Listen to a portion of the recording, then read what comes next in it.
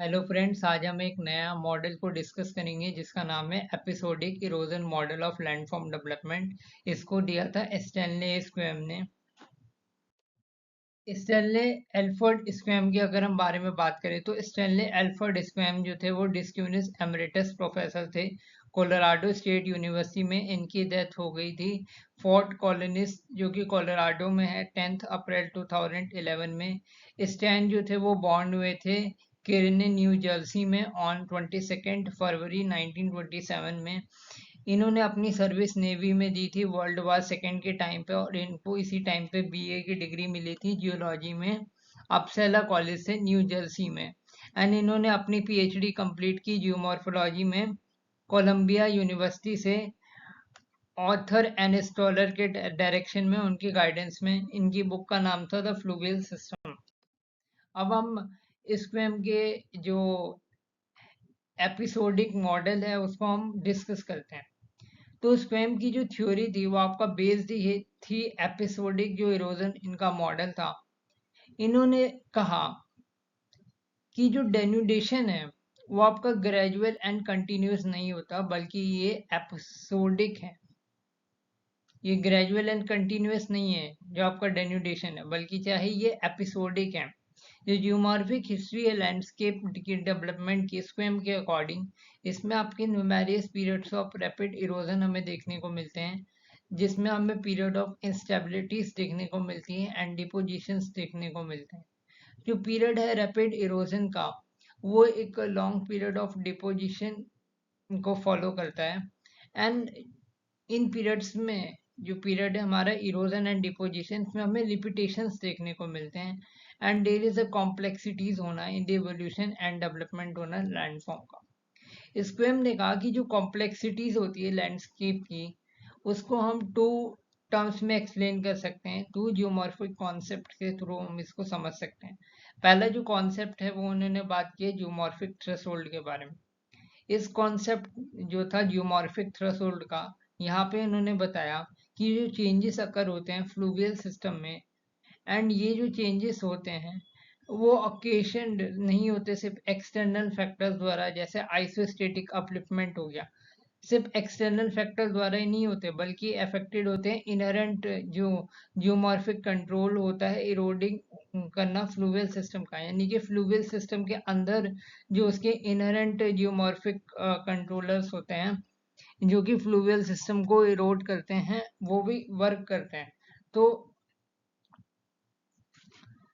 इसी इंटेंस के थ्रू इन्होंने बताया कि जो डिपोजिशन होता है इरोडेड सेडिमेंट का फ्लूवियल सिस्टम में, एंड ये जो डिपॉजिट सेडिमेंट्स होते हैं ये बिकम अनस्टेबल हो जाते हैं एक क्रिटिकल थ्रेशोल्ड स्लोप, मतलब ये कि एक लिमिट होती है जिसके बाद क्या होता है ये जो डिपोजिशन होता है वो अनस्टेबल होता हो जाता है। एंड जो चैनल स्लोप का जो ग्रेडियंट है वो बढ़ता जाता है ड्यू टू सेडिमेंटेशन होता जाता है। एंड लिमिट थ्रेशोल्ड का मतलब हो गया लिमिट हो जाना। जब ये एक टाइम पे एक लिमिट अटेन कर लेता है तो उसके बाद कोई भी फर्दर सेडिमेंट्स इसमें एक्यूमुलेटेड नहीं होता। एंड कॉन्सिक्वेंटली क्या होता है चैनल का ग्रेडियंट बिकम सच हो जाता है ड्यू टू डिपोजिशन होना। एंड जो इरोजन होता है डिपोजिशन ऑफ द सेडिमेंट्स का वो बिगेन होता है जब ये थ्रेशोल्ड तक पहुंच जाता है। और फिर इसके बाद क्या होता है, इसके बाद चैनल का फ्लो बढ़ता है, चैनल के जो फ्लो वेलोसिटी है वो बढ़ जाती है। ये एविडेंट है कि ये जो चेंजेस होते हैं डिपोजिशन एंड इरोजन में ये सिर्फ एक्सटर्नल वेरिएबल्स द्वारा ही नहीं अफेक्टेड होते हैं बल्कि कॉज होते हैं जो इंटरनल जियोमॉर्फिक कंट्रोलर्स होते हैं उसके थ्रू भी, इरोजन एंड डिपोजिशन के थ्रू। दूसरा इन्होंने बात किया the concept of complex response. इन्होंने बात किया कि जो रिवर्स सिस्टम है वो अपने आप को रेजुमिनेट करता है। इसका मीन्स है कि समथिंग जो कि हैपन होता है एक न्यू एनर्जी के साथ, लाइक दोबारा से रीबर्थ होना, लाइक लैंड का फिर से राइज करना, इंक्रीज होना वाटर फ्लो का। एंड दीज चेंजेस मेक बनाता है रिवर का स्टार्ट करना, कट करना डीपर इनटू द वैल्यू। तो हाउएवर रिवर सिर्फ कट नहीं करती, डीपर नहीं करती, बल्कि ट्राई करती है कि अपने आप को एक फिर से नए बैलेंस में लाए। तो इस इन चीजों को करने के लिए पहला काम करती है डाउन कटिंग करती है, यानी कि रिवर जो होती है वो कर्वेस कर देती है डीपर इनटू बेड, बेड को कट करते जाती है। फिर आते हैं एग्रेडेशन, यानी कि रिवर जो होती है वो आपका डिपॉजिट करती है सेडिमेंट को, जिसकी वजह से क्या होता है, जो पार्ट्स होते हैं बेड के वो राइज हो जाते हैं। फिर रिन्यूएड इरोजन, रिन्यूएड इरोजन का मतलब हो गया कि जो रिवर है वो अपने बैंक्स को इरोड कर देती है, बेड्स को इरोड कर देती है अगेन, ताकि वो फिर से लैंडस्केप को रीशेप कर सके। सो जो रिवर का जो रिस्पॉन्स होता है रेजुवेनेशन को लेके, वो कॉम्बिनेशन होता है प्रोसेसेस का, जो कि ट्राई करता है एक न्यू स्टेबल स्टेट में आना। तो यहाँ पे स्क्वेम मॉडल का जो एम है वो एक्सप्लेन करता है कि जितने भी छोटी छोटी जो डिटेल्स हैं रिवर लैंडस्केप में, लाइक स्टेप्ड वैली फ्लोर होना, तो उन्होंने यूज किया आइडियाज का अबाउट कि कैसे जो लैंडस्केप है वो चेंज होते हैं एक सर्टेन कंडीशन, एक थ्रेशोल्ड में जब वो मीट कर जाते हैं, एंड हाउ कि कैसे ये कॉम्प्लेक्स वे में रिस्पॉन्ड करते हैं फाइंड करने के लिए एक न्यू बैलेंस। 1965 में आर डब्ल्यू डिटचे एंड एस एस क्वेम्स ने ट्राइड किया क्लियर अप करना अपनी डिबेट अबाउट कि कैसे जो लैंडस्केप होते हैं वो डेवलप होते हैं टाइम के साथ। इन्होंने बहुत सारे डिफरेंट आइडियाज को कंपेयर किया अदर जो जियोमॉर्फोलॉजिस्ट थे, जैसे कि William Morris Davis, Walter पैंक and jetty hack. उन्होंने टॉक किया अबाउट कि कैसे जो लैंडस्केप है वो डेवलप होता है, चेंजेस होता है टाइम के साथ, लाइक एक लॉन्ग साइकिल की तरह, एक ग्रेजुअल चेंजेस की तरह और एक स्टेबल स्टेट की तरह। स्क्वेम ने कहा कि जो समिट्स होते हैं हिल्स के, वो चेंज होते हैं ओनली लिटिल, मतलब कि उनमें जो चेंजेस होते हैं, जो समिट्स होते हैं हिल्स के टॉप्स, उनमें बहुत हमें लिटिल, बहुत छोटे लेवल पे चेंजेस देखने को मिलता है, बिकॉज जो रेन है वो वॉशेस कर देती है डम अवे उसको स्लोली एंड इवेंटली। एंड जो वैली फ्लोर है समथिंग लाइक हमें एक स्टेयर्स की तरह दिखाए जाते हैं जो हमें वैली फ्लोर दिखते हैं, बिकॉज वहाँ पे सेडिमेंट्स का डिपोजिशन होता है एंड ये वॉश अवे हो जाता है। तो जो वैली फ्लोर में जो इनरेगुलरिटीज है वो हमें दिखाती है कि स्ट्रेंज पैटर्न होना, कि कैसे वैली फ्लोर हमें दिखाई देता है जब हम इसको क्लोजली देखते हैं।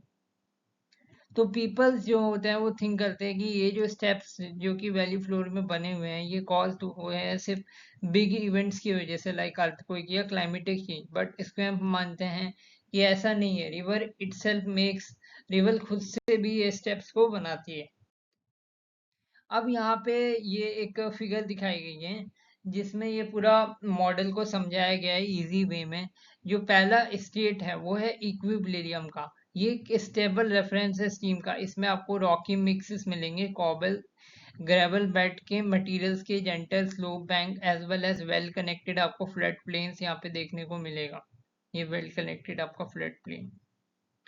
तो जो नेचुरल यहाँ पे जो फ्लो रिजीम है वो आपका बैलेंस वे में with in a channel, with in इसका जो चैनल है और इसके जो भी फ्लड प्लेन्स हैं, एंड बेड जो जो बेड में जो मटेरियल पड़ा हुआ। सेकेंड स्टेज आता है बेड का कोर्सनिंग एंड इंसाइजिंग होना, as be documented by हॉवेल।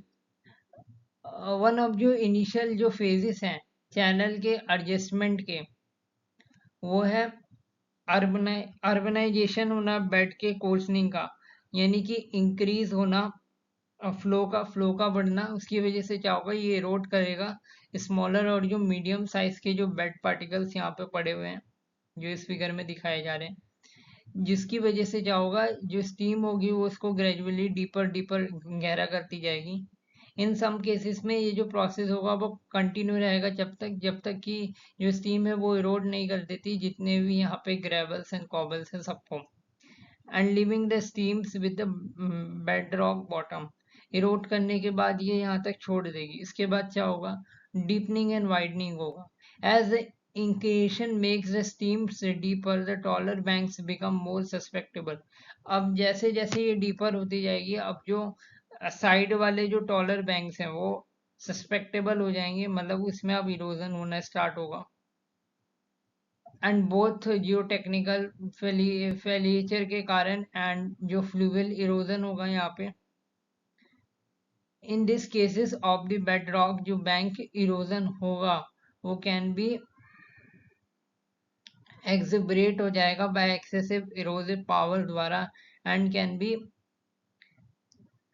Expressed होगा एज अ बैंक का अपोज्ड होना एंड बीइंग यूज्ड होना ट्रांसपोर्टिंग ग्रेवल्स एंड कॉबल्स द्वारा।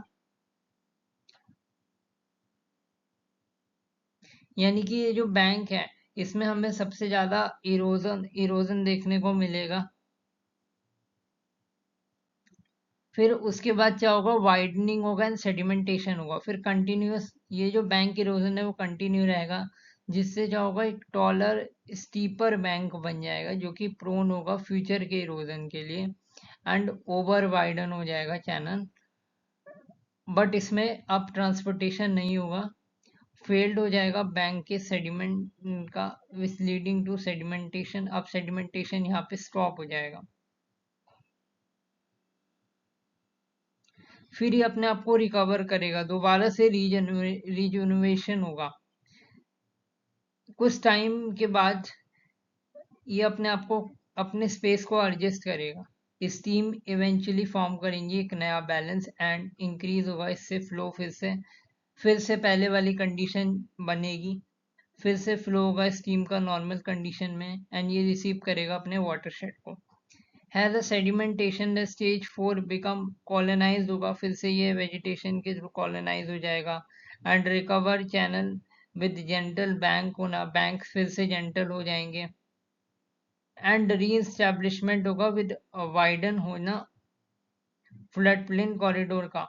और फिर से धीरे धीरे री एस्टेब्लिशमेंट होगा, जो जो फ्लड प्लेन का जो कॉरिडोर है वो फैलता जाएगा, वाइडन होता जाएगा।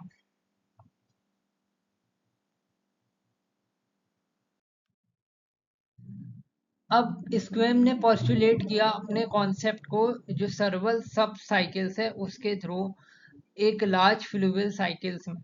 इन्होंने कहा कि एक बड़ी फ्लूवियल साइकिल में हमें बहुत सारी सेवरल सब साइकिल्स देखने को मिलती है। फर्स्ट ऑर्डर साइकिल में कोई एक बड़ी सी साइकिल होती है जो ओवरऑल साइकिल होती है रिवर की।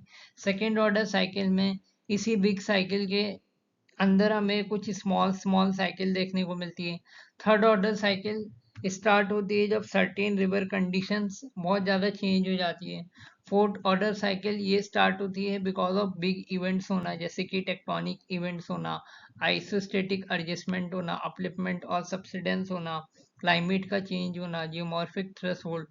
सो दीज साइकिल का बिकम स्मॉलर हो जाना एंड ये में भी हैपन होती है ताकि वो अपने आप को एडजस्ट कर सके इस चेंजेस के लिए जो बिगर साइकिल में हो रहे हैं।